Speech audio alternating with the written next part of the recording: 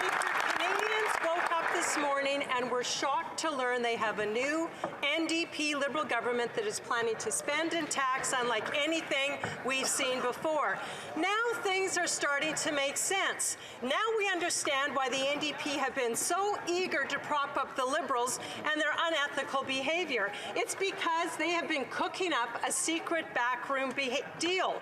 My question to the leader of the new NDP-Liberal Party is this. When did he start these secret talks with his new Deputy Prime Minister, the member for Burnaby South?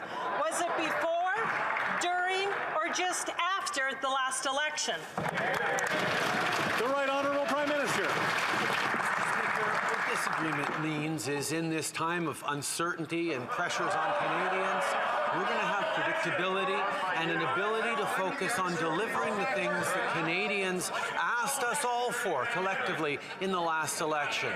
More investments in housing, better support for families, help with the cost of living, growth for Canadians, the fight against climate change increased, and support on reconciliation. The toxicity and polarization that we'd seen in Parliament of the past is now an opportunity for us to deliver for Canadians, and that's what we shall do. Hear, hear. The Honourable Leader of the Official Opposition.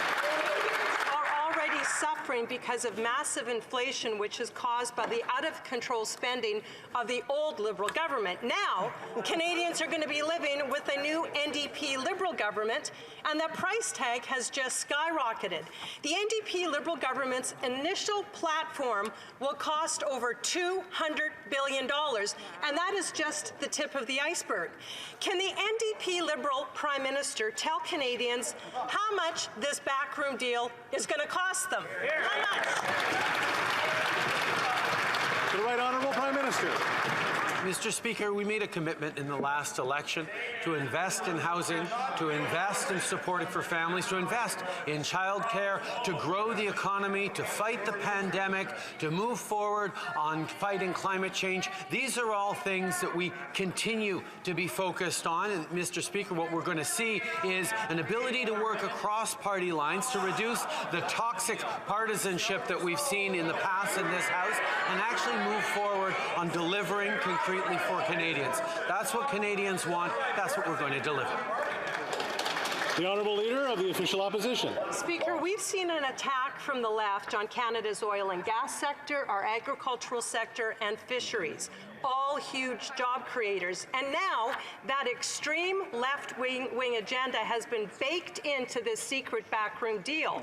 The NDP Liberal platform will double down and intensify the attack on Canadian natural resources and jobs. So Canadians deserve to know how many more jobs are going to be lost, specifically in our natural resources, because of the NDP Liberal government and their backroom deal. The Right Honourable Prime Minister. Mr. Speaker, Canadians saw what aggressive partisanship and toxicity in this place led to in terms of a slowed-down agenda delivering for Canadians. What we've been able to do in moving forward during this pandemic, seeing Canadians come together, is actually what we're going to be able to continue to do moving forward. Deliver on the things that we stood up for in the last election, deliver for Canadians and the things that they need to grow the economy, create good jobs for everyone, while fully continuing to respect Parliament. I'm going to take a moment here and just to remind folks that there's been a great listening of the questions, and I'm hoping there's going to be a good listening of the answers, so that we can make sure that we understand where everybody stands in this issue. But I'm hearing lots of shots coming over here, so I want to be sure that we actually hear the answers that the Prime Minister is trying to give us. The Honourable Leader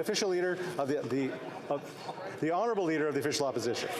Speaker, make no mistake, Mr. Speaker, this backroom deal disrespects Parliament and it disrespects every single Canadian voter. Yeah. Right. Gas prices right now are shockingly high and they're going up, unfairly punishing Canadians and families. But today, Conservatives have proposed a reasonable and positive solution to save Canadians money at the gas pump.